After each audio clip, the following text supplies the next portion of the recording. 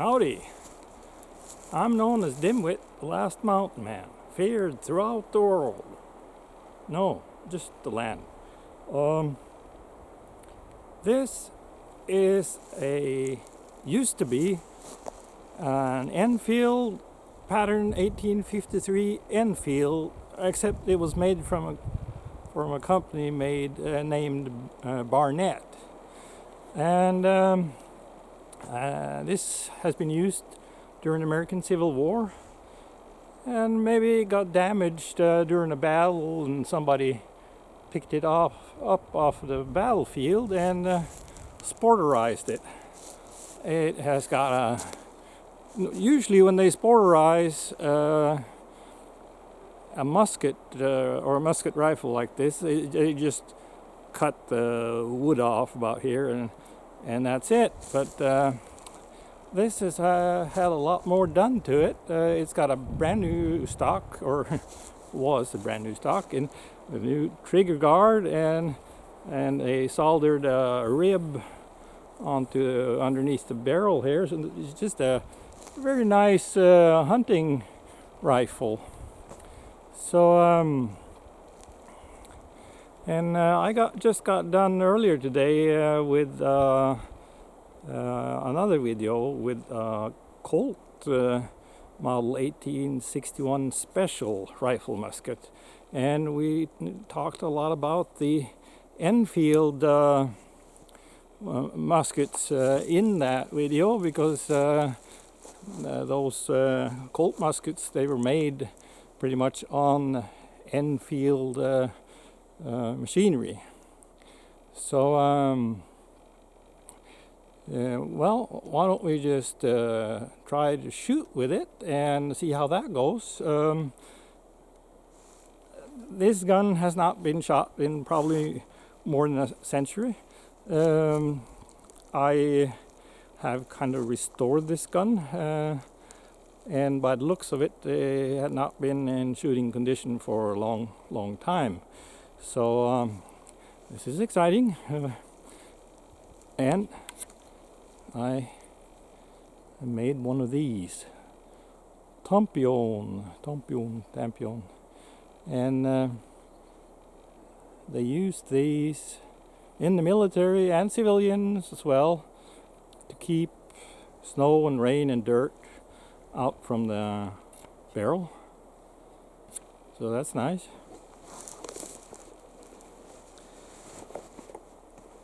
Okay, and if you've seen that other video with the Colt musket, you've seen my paper cartridges, and like I said earlier, they're not historically correct. They are kind of a mixture of American and English features and a little bit of Dimwit. And the plan was that I could just squeeze the bullet out of there. You could see the hollow base of the bullet. I couldn't make that work in that first video because I had the paper folded around the rear end of the bullet, and this has been dipped in melted beeswax, and I just couldn't squeeze them out. So now I took a knife and I cut off that excess paper, and I'm going to see if it will just squeeze out of there now. That was the plan, but they don't always go as planned. If you've seen my other videos, things rarely go quite as planned. So let's see.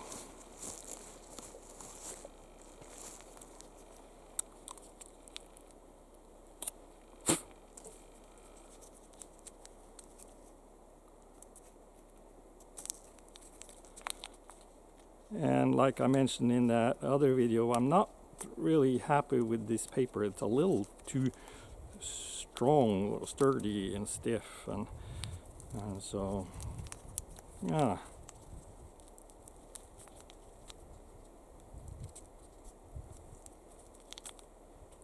Well.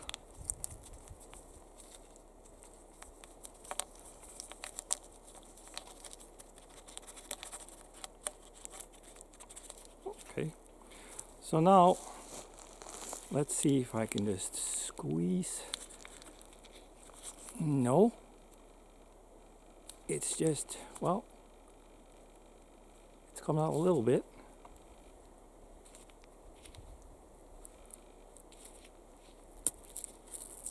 Yeah, I guess this is gonna need some further experimenting, but there's the bullet now on its way down the bore, and it's a little tight.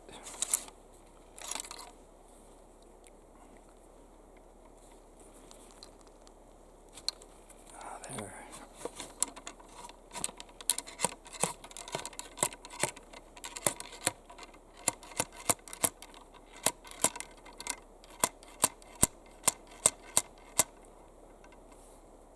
Yeah, I think feels like it.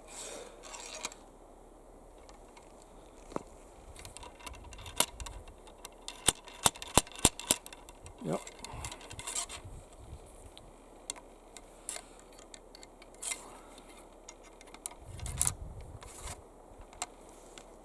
Okay. And then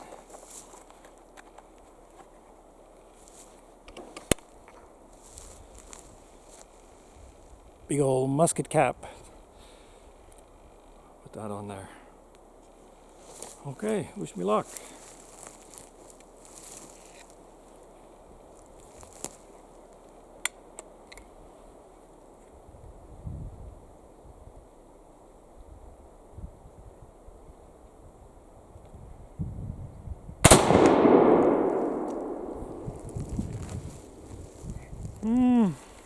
Okay. I survived, but I could feel kind of a blast on my hand here. I had my hand maybe further back than I should have, so that was probably a blast from the nipple here. So we'll try it one more time, see how it goes.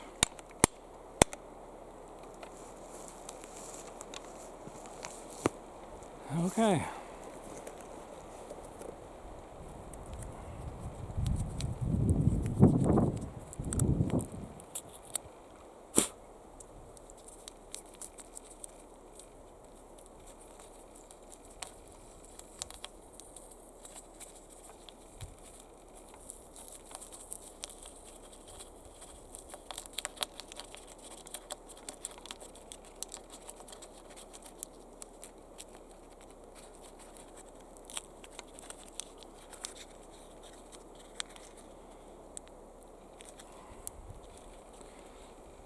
I squeezed that bullet out of there. That was the plan. So it's kind of working. It's a little hard to do.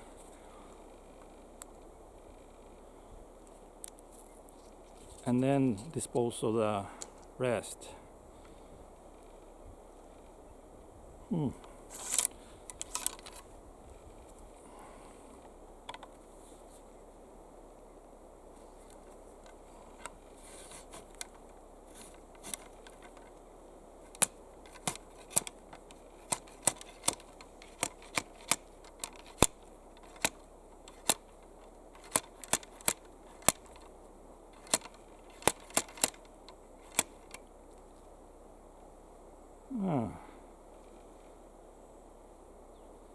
Tip came off.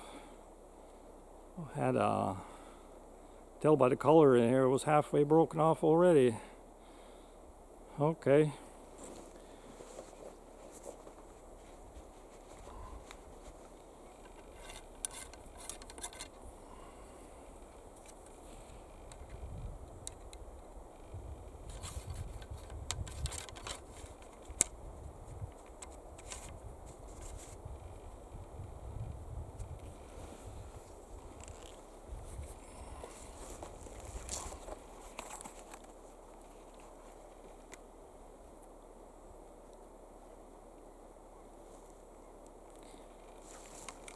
Okay, one more time.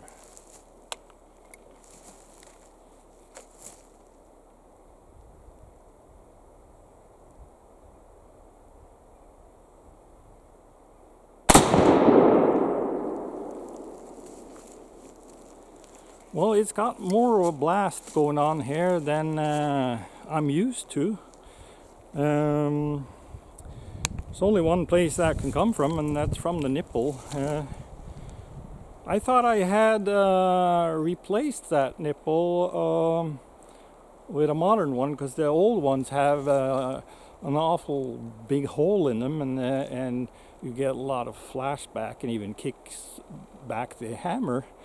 I did that in one of my earlier videos, and but these musket caps are quite powerful, so it could be a cap, the blast from the cap itself, not the powder charge inside. But okay, it'll work. And of course, so this gun has history from the American Civil War. Both the North and the South were buying these in England, and even the Union needed guns early on in the war, but even bigger reason for them to be buying them is to keep the South from buying them. So the North, they bought all the guns they could get their hands on in Europe, especially England, and the South did as well. And the Enfield P53 was an outstanding weapon, but it could sometimes have a little bit of a bad reputation, and the reason for that is that they were made by a lot of different companies, and they did not all have as good quality on their products. So if you had a P53 that was made from a reputable manufacturer, you had a good gun. But if you had one made from some of these other guys, well, maybe not so much. And this one is made from Barnett, and they have a good reputation. They go way back, and they made like flintlock Northwest trade guns, like for the Hudson Bay Company, and so I think they have good quality.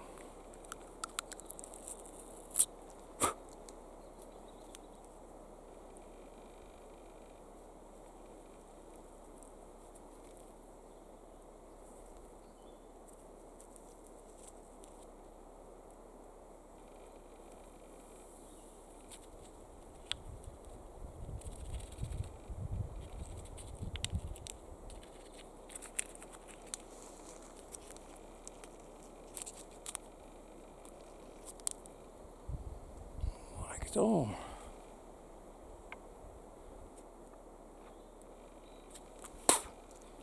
I bit off a little too much there. I got a little powder in my mouth, and if you wonder what black powder tastes like, nah.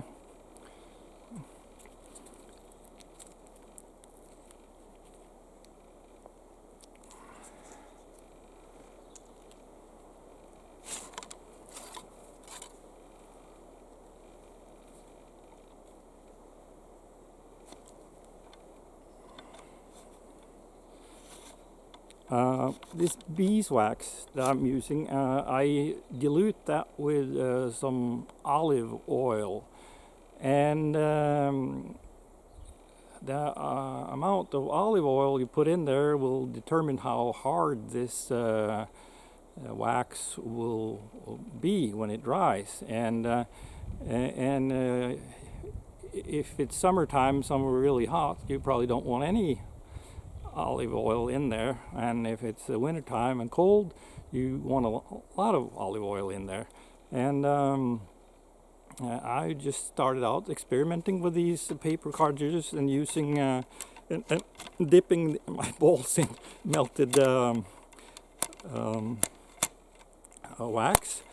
So I haven't I'm not an expert at this, but I think I'm going to use some more olive oil next time.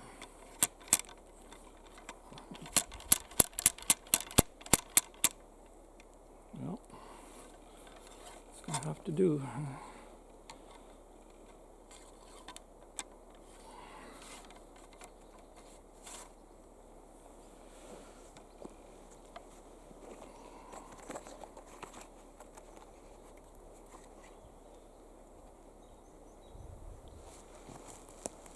Okay.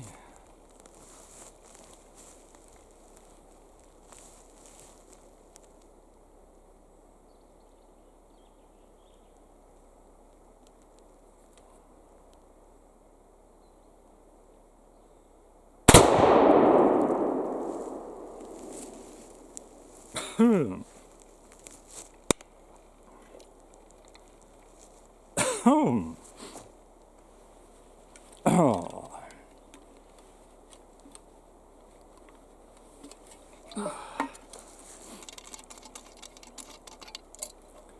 Cheers.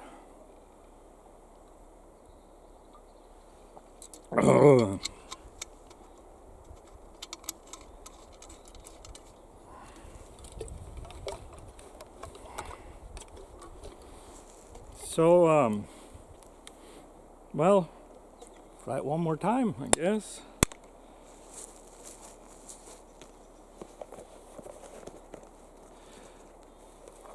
Actually, this sporterized rifle musket is more comfortable and easy to shoot with than how they were originally as a military musket. And the reason for that is the stock has more drop, so it's easier to get your eyes down low enough to aim, because a lot of these muskets, and especially the Enfield P53s, they have a stock that is damn near straight as a fence post, and it's difficult to aim and difficult to hit something with a gun like that. So this is actually good. And of course, I can't remember the weight of these bullets, but they're quite heavy.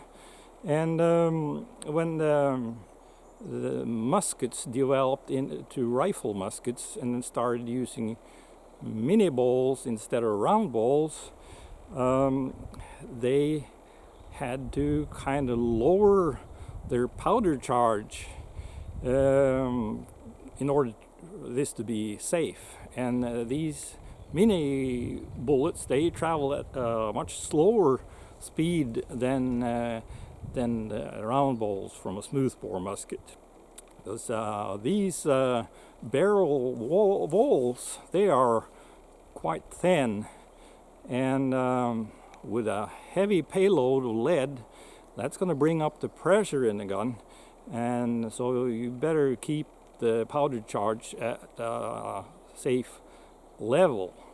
On a rifle, you have typically smaller caliber and much thicker barrel walls, and then you can take a long heavy bullet and put a lot of powder in there and get that big heavy bullet traveling at quite a high speed. But if you try that in a rifle musket, you could burst the barrel, because the pressure will just be too high for those thin barrel walls. So heavier projectile and less powder compared to round ball.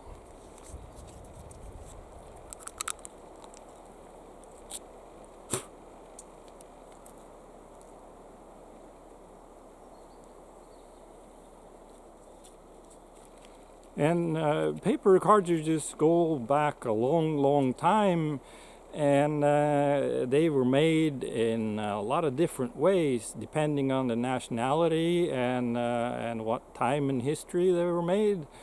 The biggest difference between the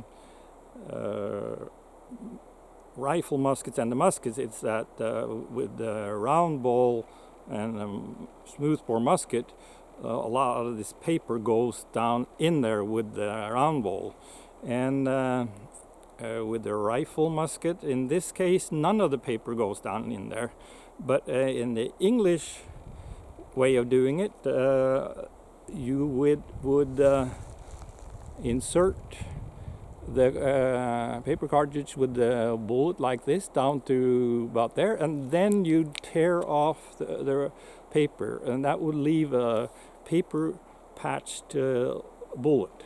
But with this dimension bullet that I'm using, there's no room for that paper. So, and the American way was take the bullet out of the paper and put it in there without any paper. And it can be some kind of a messy job to shoot these rifle muskets. So that's why I kind of like to, what I was trying to accomplish was this. I can squeeze that mini bowl out of there, insert it into the bore, throw the paper away, and ram it home without getting all that wax and stuff on my hands.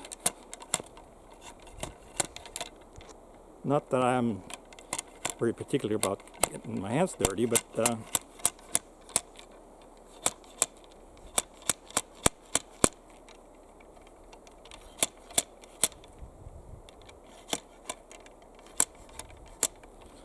this ramrod is still long enough after it broke, but it's very sharp in the end now. It's very painful to use, and it's a little rough to load. You can get these mini ball molds in different sizes, and of course the American bores were 58 caliber. The English bores were 5.75. And I can tell difference from this gun to that Colt musket that I shot earlier today. This is actually a little tighter in the bore, and I just have to make sure I get it down in there safely, so we don't want any air gaps.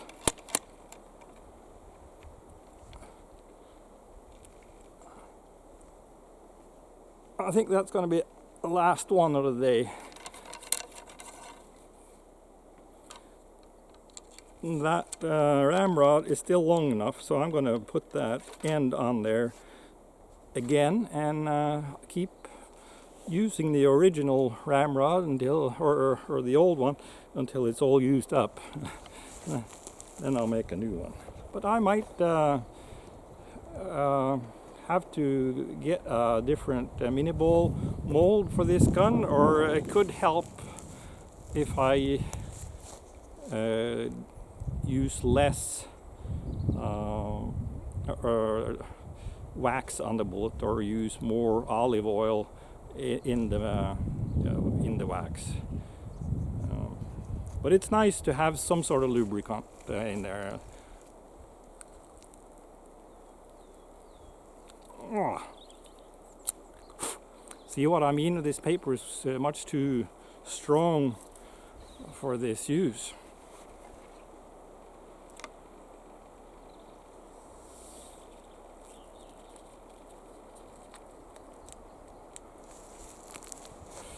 But I tried with old newspaper paper, and I think at least in this country, newspapers have changed. The newspaper paper is thinner and of poor quality, and it's just not strong enough. So I'll see if I can find something else.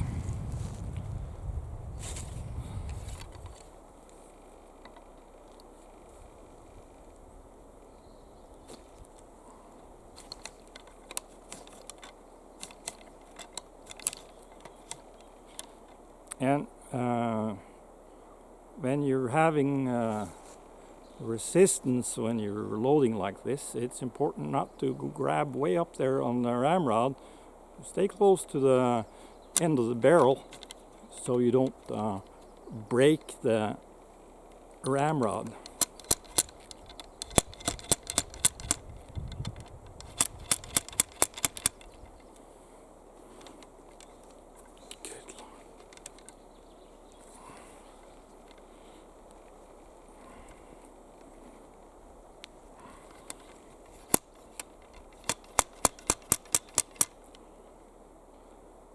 Skinning my hands here.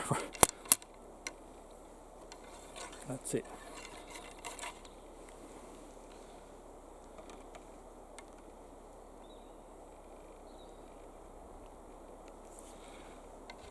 I'm not quite happy with this.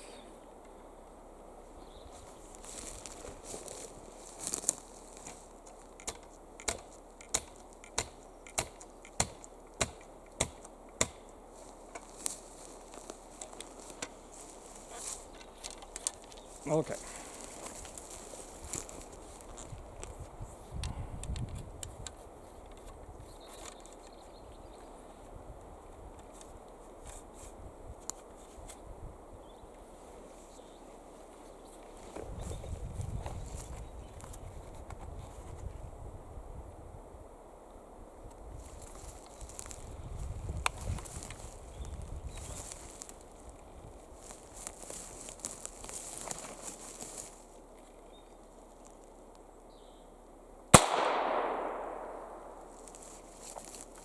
Uh-oh.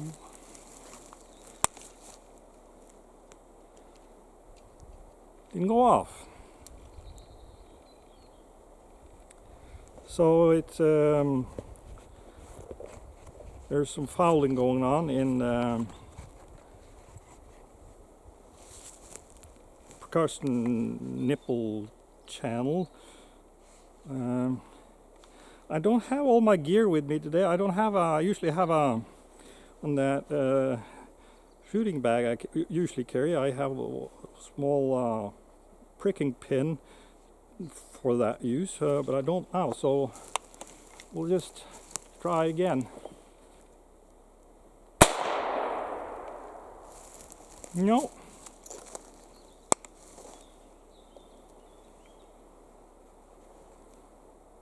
Okay. I don't have what it takes right here, but I do at the cabin. So I'll go back there and fix this, and I think we'll call this a day. Let you have another closer look at it. Barnett made, sporterized, pattern 1853 Enfield, 58 caliber rifle musket. And I think they've done a wonderful job turning this into a hunting gun.